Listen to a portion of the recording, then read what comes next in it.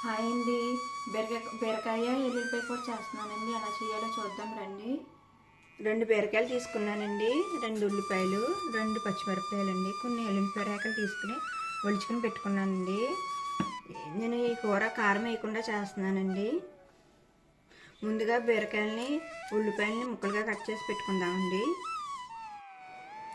ఉల్లిపాయలు బీరకాయలు చిన్న చిన్న ముక్కలుగా కట్ చేసేసుకున్నానండి. ఇప్పుడు కూర ఎలా ప్రిపేర్ చేయాలో చూద్దాము. 5 స్పూన్స్ ఆయిల్ వేసానండి. ఆయిల్ వేడెక్కాక ఈ కూరకు ముందుగా పోపు వేసుకోవాలండి. కొద్దిగా మినపప్పు అండి, కొద్దిగా జీలకర్ర అండి,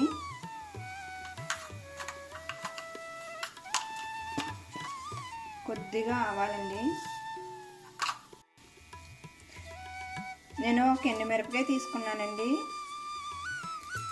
ముక్కలుగా చేసి వేసుకుందాము. కొద్దిగా కరివేపాకండి,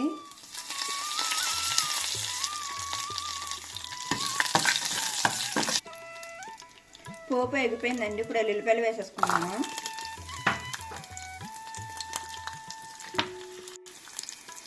వెల్లుల్లిపాయలతో పాటు ఉల్లిపాయలు కూడా వేసేసుకుందామండి.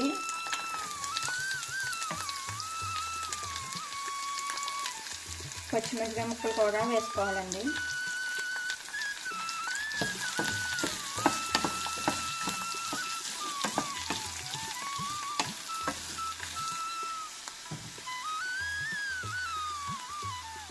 నేను 1/2 స్పూను సాల్ట్ వేస్తున్నానండి,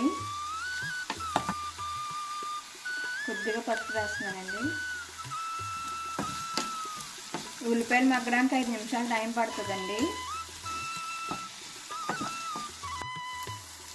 ఉల్లిపాయలు మగ్గిపోయినాయండి. ఇప్పుడు బీరకాయ ముక్కలు వేసేసుకుందాము.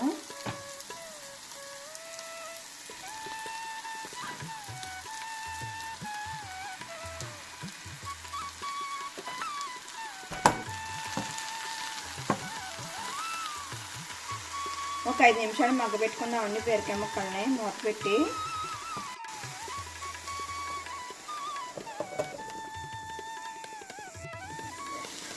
మధ్యలో ఒకసారి ఇలా కలుపుతూ ఉండాలండి, లేదంటే అడుగంటేస్తుంది కూర.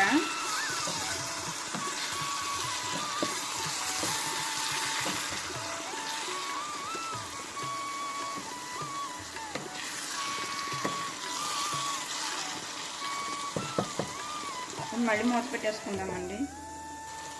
బీరకాయ ముక్కలు మగ్గిపోయినాయండి. కొద్దిగా వాటర్ వేసుకుందాము. బీరకాయ కూరలో ఎక్కువ వాటర్ అయితే పట్టదండి. నేను ఈ గ్లాస్ తోటి 1/2 గ్లాస్ వాటర్ వేస్తున్నాను.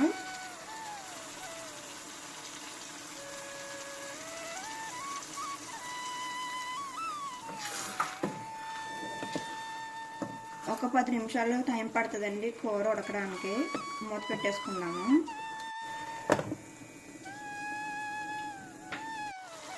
కూర అంతా ఉడికిపోయిందండి.